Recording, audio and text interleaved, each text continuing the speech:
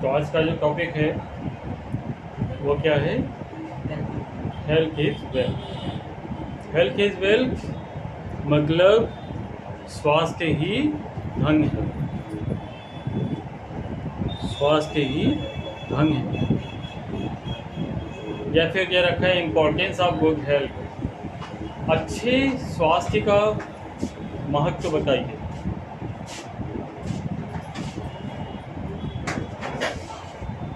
The phrase health is wealth is well known as that highlights the importance of good health in our life। जो मुहावरा है, phrase का मुहावरा, health is wealth,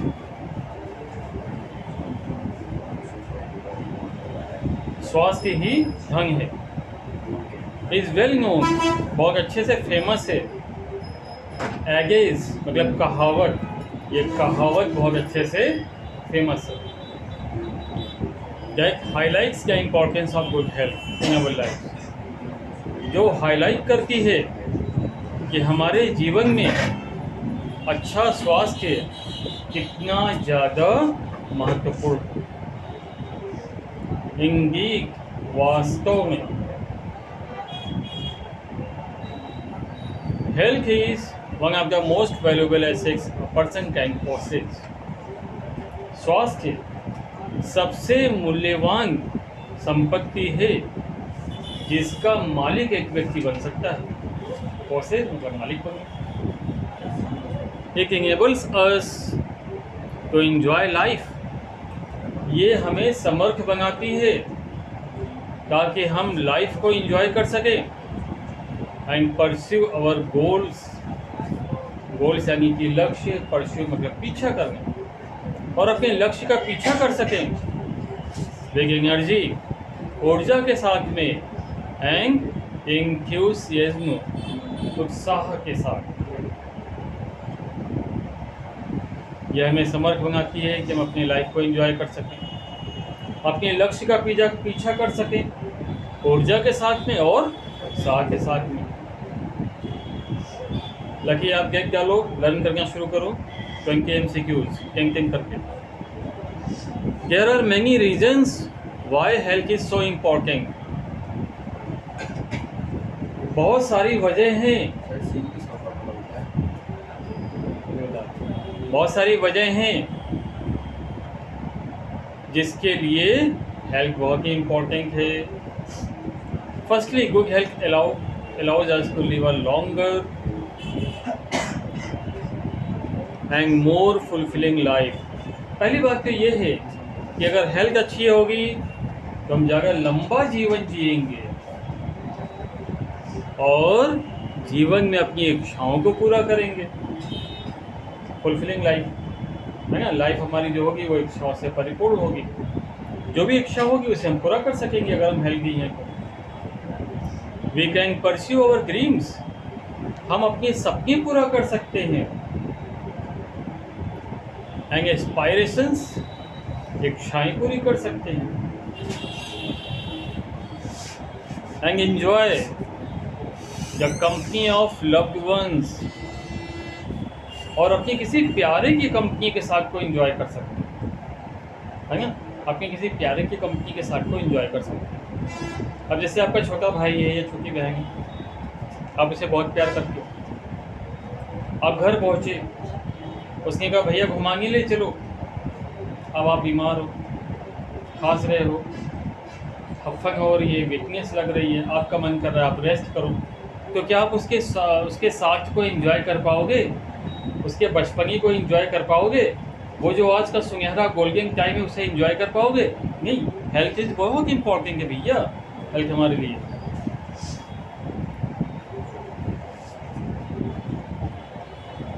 it also help us to avoid illness and disease. अगर हम healthy होंगे तो हम इलनेस को और डिसीज को यानी बीमारियों को अवॉइड कर सकें। इलनेस का मतलब ये बीमारी होती है डिसीज का मतलब भी बीमारी होती है ना। तो हम अपनी बीमारी को अवॉइड कर सकेंगे अगर हम हेल्थी हैं तो। Which can be both costly and debilitating, जो कि हमारे लिए बहुत ही कॉस्टली पड़ती है, क्योंकि अगर हम बीमार पड़ जाते हैं तो बहुत कॉस्टली पड़ती है। डॉक्टर की फीस, दवाइयाँ और इनकम भी बंद हो जाती है क्योंकि आप काम ही नहीं कर पाते। और क्या होता है, डेबिलिटेटिंग मतलब दुर्बल कर देना। ये जो बीमारी होती है वो हमें कमज़ोर कर देती है।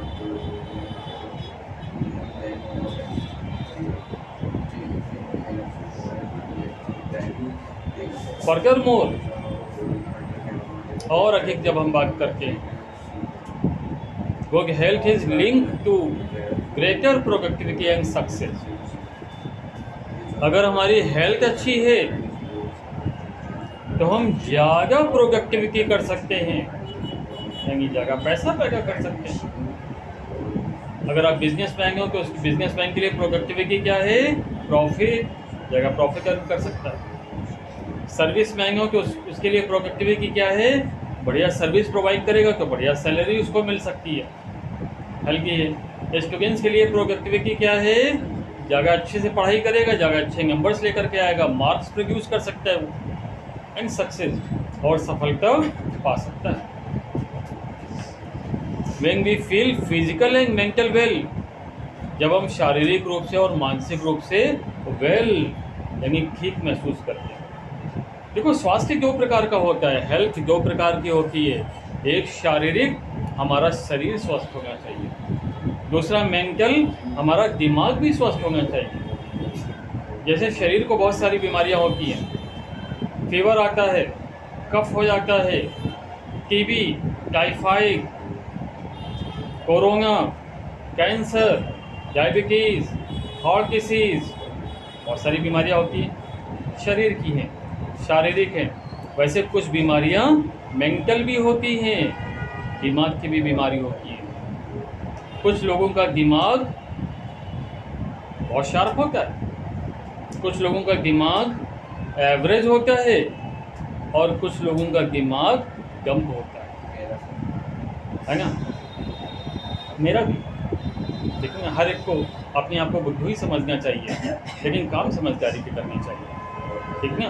किसी को भी अहंकार नहीं करना चाहिए कभी भी अपने ऊपर कि हम बहुत समझदार हैं। नहीं, हम बहुत समझदार नहीं हैं, क्योंकि समझदार को कौवा होता है जो सुबह सुबह गू खाता है, ठीक है ना। हम बहुत समझदार नहीं हैं, हम हर पल सीखने को तैयार हैं, हम हर पल झुकने को तैयार हैं, क्योंकि झुकता वही है जिसमें फल लगे होते हैं, ठीक है ना। बिना फलों वाला पौधा क्या झुकेगा, झुकता वही है जिसमें संस्कार होते हैं।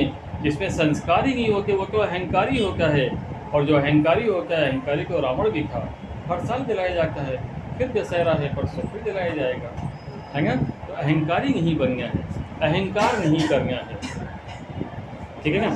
तो हम बता रहे थे मेंटल डिसीज़ के बारे में। अब कुछ लोगों के मेंटल डिसीज़ होती है, जैसे कि लॉस्ट मेमोरी खो जाती है ना। अब यहाँ से चले, रास्ते में जा रहे हैं, भूल गए जाना कहाँ है, यही भूल गए। कई लोगों को आपने देखा होगा अपना घर भूल जाते हैं, भटक रहे हैं। कई लोगों को लगता है कि अगला आदमी मेरा दुश्मन है, उसको पत्थर मारने लगते हैं, पागल उसी को तो कहते हैं। कई लोगों को सेंस नहीं है, अपने कपड़े उतार के घूमते हैं, है ना।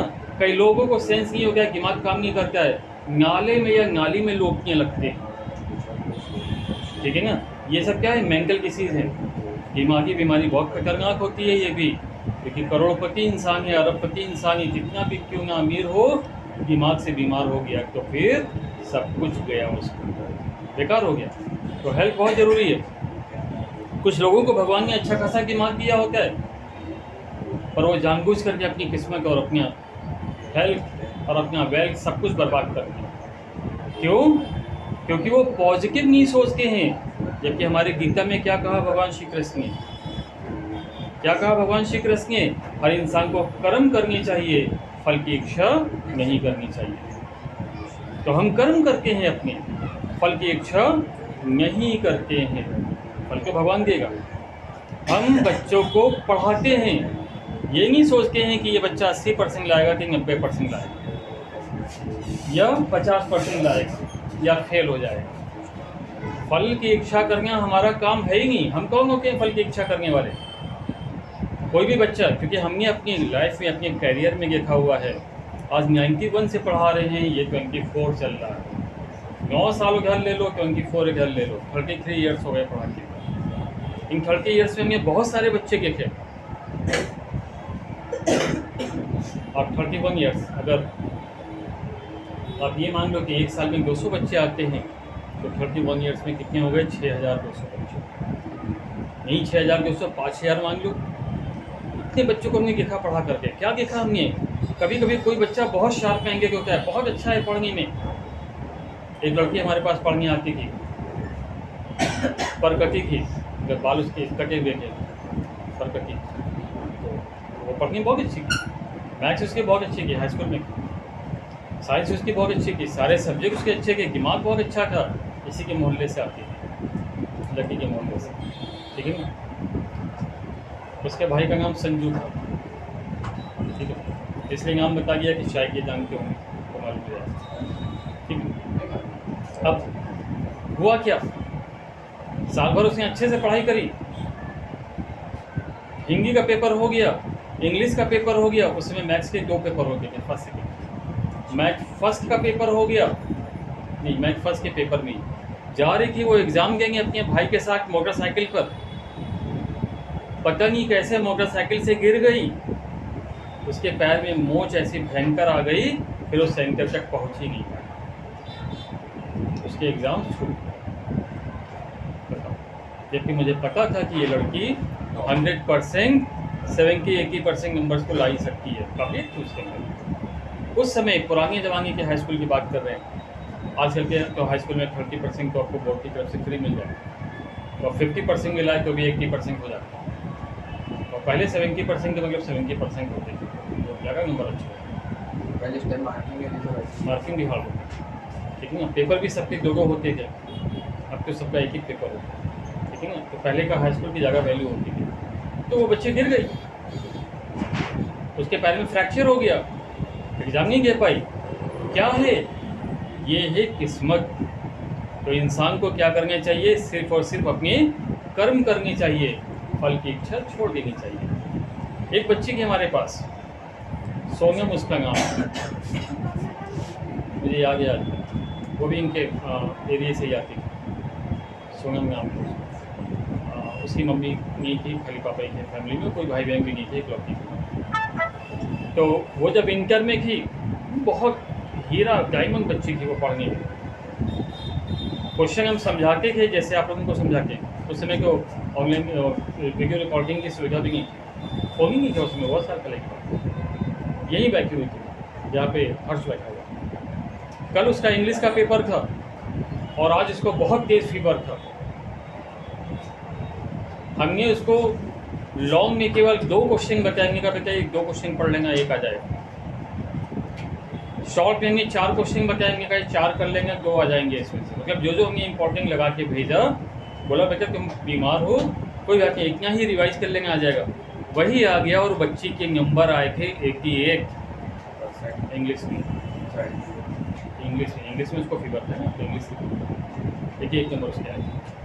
तो ये क्या बताया हमने? साल भर बहुत अच्छे से पढ़ी, लेकिन एग्जाम टाइम में बीमार हो गई, और बीमार होने के बावजूद भी उसके नंबर अच्छे आए क्योंकि उसका दिमाग काम कर रहा था। इसीलिए बोलते हैं हेल्थ इज़ वेल्थ, हेल्थ ही सबसे बड़ी वेल्थ है।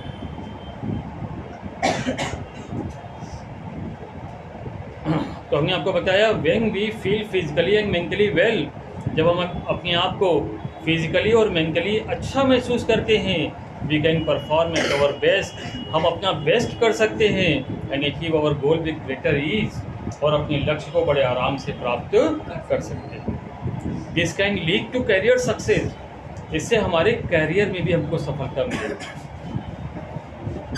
फाइनेंशियली स्टेबिलिटी, पैसे में भी स्टेबिलिटी आएगी। ये हम हेल्थी हैं, रोज़ काम कर रहे हैं, रोज़ पैसा कमा रहे हैं, तो पैसे में भी स्टेबिलिटी आएगी। And a sense of personal fulfilment, और हमारी व्यक्तिगत इच्छाएं भी पूरी होंगी। फिर आता है इन शॉर्ट, सारांश में कह सकते हैं, हेल्थ इज ट्रूली वेल्थ। स्वास्थ्य ही सच्चा धन है। By investing in our physical and mental wellbeing, जब हम इन्वेस्ट करते हैं अपने फिजिकल और मेंटल वेलबींग पर, फिजिकल वेलबींग यानी शारीरिक स्वास्थ्य पर, मेंटल वेलबींग यानी दिमाग के स्वास्थ्य पर। अब शारीरिक स्वास्थ्य पर मतलब जिम वगैरह जाते हैं, एक्सरसाइज वगैरह करते हैं, है ना, और मेंटल वेलबींग पर यानी कि बादाम वगैरह खाते हैं, ठीक है, अखरोट वगैरह खाते हैं, ड्राई फ्रूट्स खाते हैं, जिससे दिमाग हमारा तेज हो, है ना, तो उसके ऊपर इन्वेस्ट करते हैं, तो क्या होता है, we can live a happier life. हम एक खुशियों से परिपूर्ण जीवन को जी सकते हैं। मोर प्रोडक्टिव, ज़्यादा प्रोड्यूस कर सकते हैं जो भी हम कर रहे हैं, जो भी कमा रहे हैं। अगर हम स्टूडेंट से तो अच्छे नंबर्स ला सकते हैं, बिजनेस मैन है तो अच्छा प्रॉफिट कमा सकते हैं, सर्विस मैन है तो अच्छी सर्विस दे सकते हैं, एंड मोर फुलफिलिंग लाइफ, और एक शौक से परिपूर्ण जीवन को जी सकते हैं। क्लियर। अब इसके बाद हम बात करते हैं इस ऐसे को अगर अपने शब्दों में लिखना हो तो कैसे लिखेंगे, अगर हम लिखते तो कैसे लिखते। हेल्थ इज वेल्थ, तो पहले हैकिंग डालते हैं health. What is health? It is a very popular question in everyone's mind. What is health? What is the meaning of health? Health is the condition in which we are physically fit. If we have no disease, if we have no illness, if we are fit to perform physical and mental work, we can say that we are healthy, we are fit. Second, wealth. Meaning of wealth. Wealth means assets, property, money, and it can be earned by a person only in the condition when the person is physically and mentally fit. Paragraph change. Importance of good health. So we can say that good health is very important for us. There is a famous idiom, health is wealth. It describes that if we are physically and mentally healthy, we can earn more profit as a businessman. We can provide better services to our employer to get better salary. We can do better study to achieve better marks as a student. This is why it is said that health is wealth. A sick person cannot enjoy its life. Paragraph 3. A sick person cannot enjoy its life because he is physically ill. He has no energy. He is feeling weakness. He cannot perform his work. He cannot enjoy his life. He cannot fulfill his dreams. He cannot enjoy with his family members. His life has no pleasure. Sickness or illness create us not only physically weak but also mentally weak. In short, we can say that health is very important for everyone. We should invest money on ourselves. We have to eat healthy food to become healthy. We have to take care of our mind also, to eat dry foods, to be more sharp-minded. We cannot get any tension. We should live our life peacefully to be more happy in our life, to be more healthier in our life. एक quotation लिख लीजिएगा. A healthy man can enjoy having on the earth. A happy man can enjoy having on the earth, while an ill person can suffer the hell on the earth. क्या मतलब हो गया? एक स्वस्थ व्यक्ति जो होता है ना, वो इसी धरती पर स्वर्ग को एंजॉय करता है, और बीमार व्यक्ति इसी धरती पर नर्क को एंजॉय करता है। क्लियर? कोटेशन के साथ में समापन कर दीजिएगा, नंबर आपको बहुत अच्छे मिल जाएंगे। समझ में आ गया?